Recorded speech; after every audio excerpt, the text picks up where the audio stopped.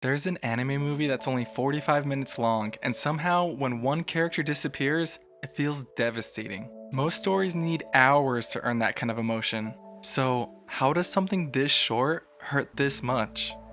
Into the Forest of Fireflies Light is about a young girl named Hotaru who meets a spirit boy named Gin in the forest. Early on, the movie tells us something very important. If he's touched by a human, he disappears. There's a storytelling rule called Chekhov's gun. It says if a rifle is introduced in a story, at some point, it has to be fired. So in this case, we can presume the rifle is the rule that if Gin is touched, he disappears. And the entire movie is waiting for that moment. So from the very beginning, you can already assume how this story ends. Not because, oh wow, this movie's super predictable, but because the movie isn't asking if he'll disappear. It's asking how much it can make you care before he does. I know what you're thinking. Usually when a story tells you exactly how it's going to end, it removes the tension. But Into the Forest of Fireflies Light does the opposite. The moment the rule is introduced, that Gin will disappear if he's touched, it hangs over every scene. Because from that point on, the tension isn't in what will happen, it's in every moment where it almost does. Every time Hotaru gets a little too close, every time that they linger just a second too long. Those moments aren't romantic in the usual sense, instead they feel dangerous.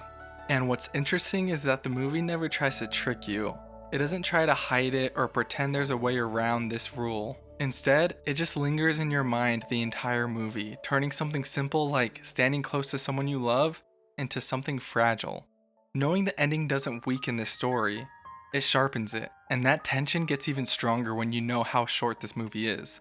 Going into it knowing it was only 45 minutes long, every scene felt like borrowed time.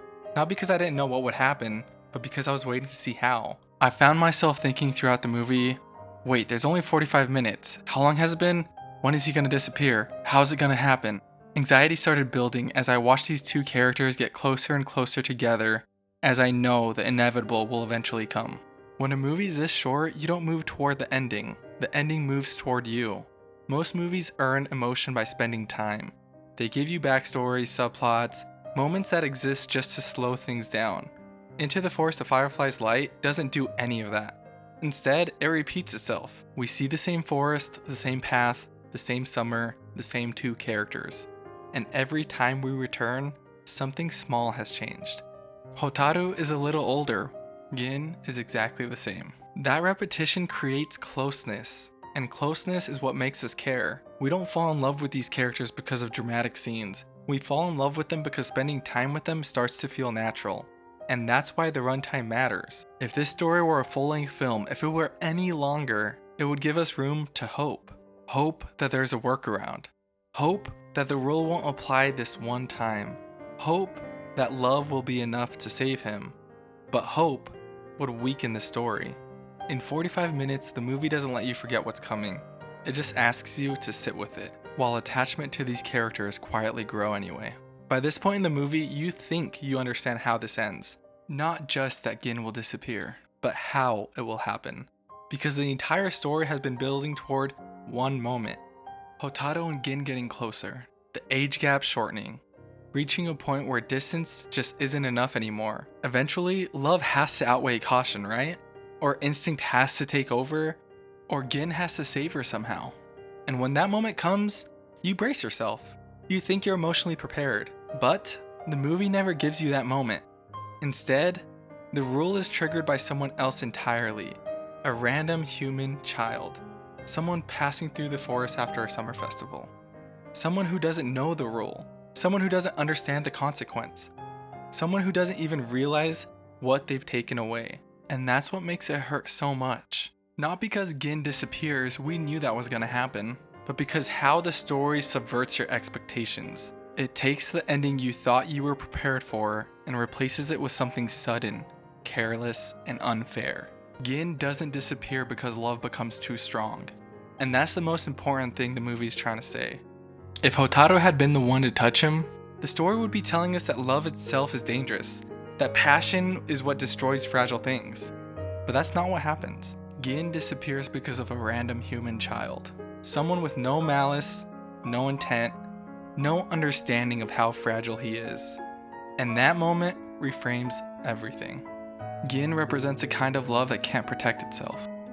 A love that survives through distance, through restraint, through care. And fragile love like that isn't broken by intensity, it's broken by accident. The movie isn't saying that Hotaru and Gin fail to hold back. It's saying that even when love is careful, even when it does everything right, it can still be lost.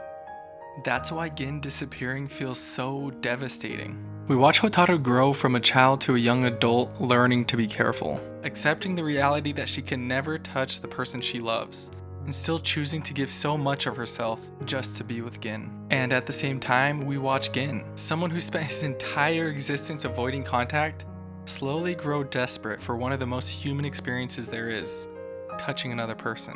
And just as we think they're gonna find a compromise to be together, it's taken away from them. And only after Gin is already touched, after the damage is already done, does the movie finally let them touch.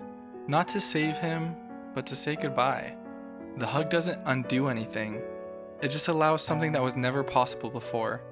Love without restraint. For the entire movie, Hotaru and Gin are careful.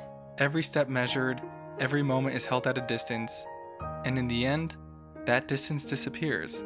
Not because love finally won, but because there was nothing left to protect. That's why the ending hurts and comforts you at the same time. Gin is gone, but for one moment, their love is complete.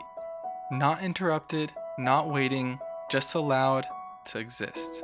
The movie doesn't try to make the loss feel meaningful, it just lets the connection be real, even if it's too late to change anything. Into the Forest of Fireflies Light doesn't hurt because it's short. It hurts because it knows exactly how long it needs to be. In 45 minutes, actually like 41 minutes because credits and stuff, it makes you care anyway. And then reminds you that fragile love only survives if it's carefully protected. And even then, it can still be lost. Watching this movie made me reflect on relationships where everything was done to keep them alive, and they still ended. Not because anyone failed, but because they were fragile to begin with. And that's why this movie stays with you. It shows you something beautiful, knowing it can't keep it.